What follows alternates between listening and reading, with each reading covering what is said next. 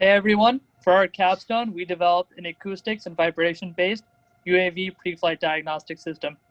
My name is Nikhil. I'm Jeremy. Name's Julian. I'm Tommy. And my name's Shane.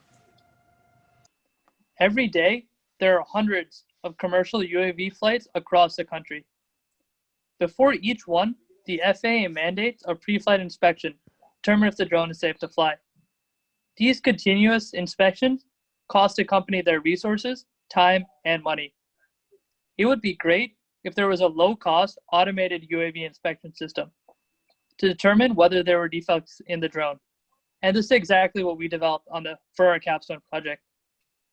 We developed a hardware and software system to identify whether a drone's propellers have a defect preventing them from flying.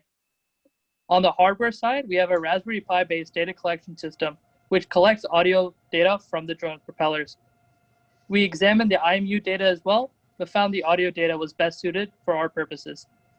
On the software side, we have an ML classifier that takes in the audio data and identifies whether there are defects. Rather than using an audio-based ML system, we leveraged the power of all the existing infrastructure for vision-based applications and converted the audio file to an image for use of our ML classifier. We go into this in a little bit more detail throughout our presentation.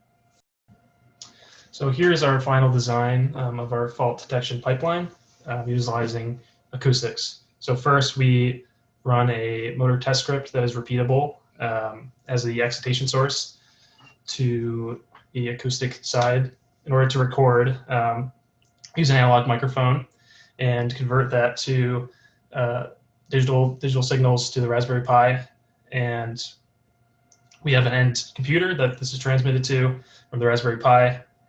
In order to do signal processing and the machine learning, we use the spectrogram as a way to convert the data into an image that can be converted, that can be fed into as an input for the machine learning model as a way to finally determine whether or not the drone is safe to fly.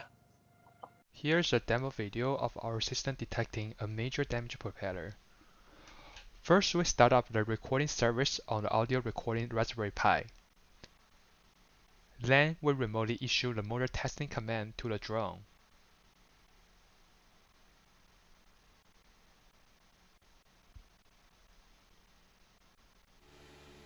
As you can see, the motor is currently running on the drone while the audio recording system collecting the acoustic signal of the broken propeller.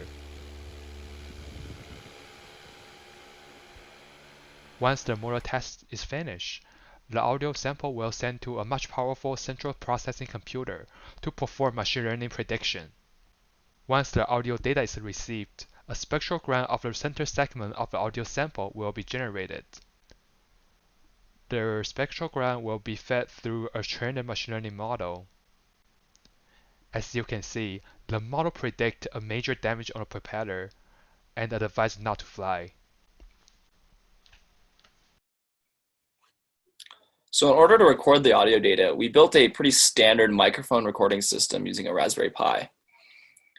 As you can see here, the microphone is connected to an ADC, which is then connected to the Raspberry Pi and sends data using the SPI interface. The microphone we chose to use was an analog microphone that was connected to a breakout board that already supported the respective circuitry that the analog microphone needed. In order to simulate propellers with varying levels of damages, we used 3 different propellers, as seen on the right-hand side. One propeller was undamaged, that's the one in the middle, and then one with major damage on the left, and then one with minor damage on the right. The minor damage was just a small incision, as you can see on that zoomed in picture, and then the major damage was actually a snapped part of that wing. Here's just an overview of the wiring that we used for that Raspberry Pi setup. The potentiometer on the right represents the analog microphone, since they essentially work the same, as they're both variable voltage output devices. And then the MCP3008 is the ADC, which then is connected to the Raspberry Pi via SPI.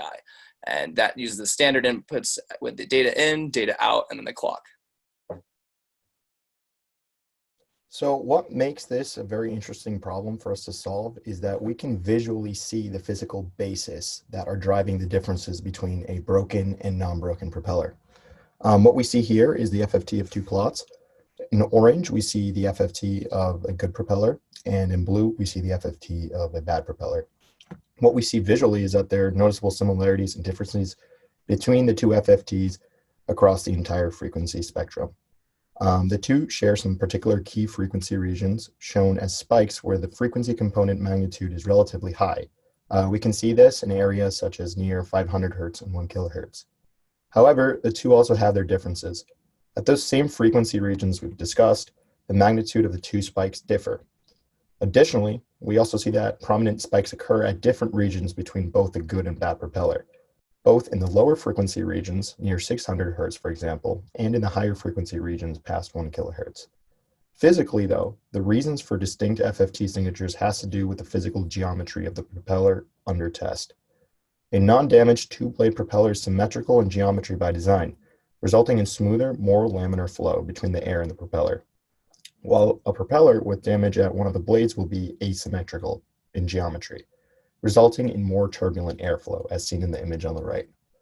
You can also hear this difference, which is pretty interesting, where the non-damaged propeller sounds similar to a fan when it spins, while the damaged propeller additionally has a distinct periodic thumping noise on top of that normal fan noise.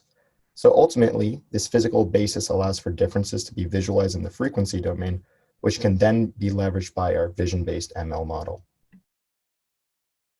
As can be seen here, we have our 3 different cases for our propellers, as well as 2 respective tests for each of these, as well as the spectrograms. When we were determining how we would do our machine learning algorithm, we first did some initial analysis using the spectrograms, which allows us to see both the frequency content and the time domain signal information of our acoustics. So this also allows a very novel implementation for a machine learning algorithm, as instead of training something from scratch using the actual data of the signal, we can use this representation as an image into a computer vision model that has been pre-trained for feature extraction. Also, we used a MEL spectrogram instead of the standard spectrogram, as this allows the frequency range to be specific to the human hearable frequency range. Since we could actually hear the audible differences between the good propeller and also the significantly damaged propeller, this allowed better results for our machine learning algorithm. In the beginning, we identified that it's unrealistic to train deep learning neural network from the beginning because we simply do not have enough time to collect 10,000 or millions of data set, which is required to fully mature a feature definition layers. To solve this problem, we decided to use a transfer learning technique to build a feature extractor using pre-existing, pre-trained machine learning models. We choose VGG16, a state-of-the-art image classifier that has been trained on millions of data as a feature extractor, as you can see in the green part of the model. I will walk through how the data progress through the model right now. The image first forward propagate through a VGG's convolutional layer, which identify what part of the image to look at to classify the image, and output a series of feature vector as a result. This layer has been trained on big data sets with millions of samples and are very good at identifying the features of the image. The forward propagation in the VG16 stopped after we obtain the feature vector, and the feature vector is being fed into our own linear model, which is in the blue, to classify our class, which is trained and using our own collected data. In this way, we can use using 1,000 to 2,000 data to train our neural net to identify the defect on the drone. As you can see, our result from the machine learning model is quite impressive. On the left is our machine learning report from our training and evaluation. As you can see, the model did a very good job predicting all 3 classes of data, and we have nearly 100% accuracy rate due to the distinct features. On the right is our machine learning report with realistic testing. We can see the accuracy rate is about 97%, which is very impressive in a real-world scenario.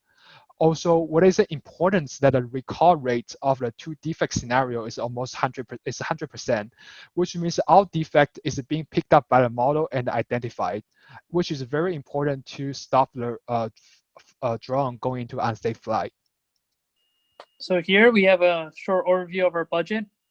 We spent roughly $500 this semester, and we would really like to thank GreenSight for allowing us to have 2 of their drone for data collection, as that really helped alleviate any budget concerns. Here's a quick overview of our schedule over the semester. We decided to split up tasks to the data collection system and the classifier. Around week 4, we developed an MVP and an initial minimal viable product for a data collection system. Around week 10, we finalized the ML classifier, and we spent the last 2 weeks basically cleaning up all of our code for our knowledge transfer and developing our final presentation and report. Thank you everyone for taking the time to listen to our presentation. If you have any questions, feel free to contact us at our emails listed below.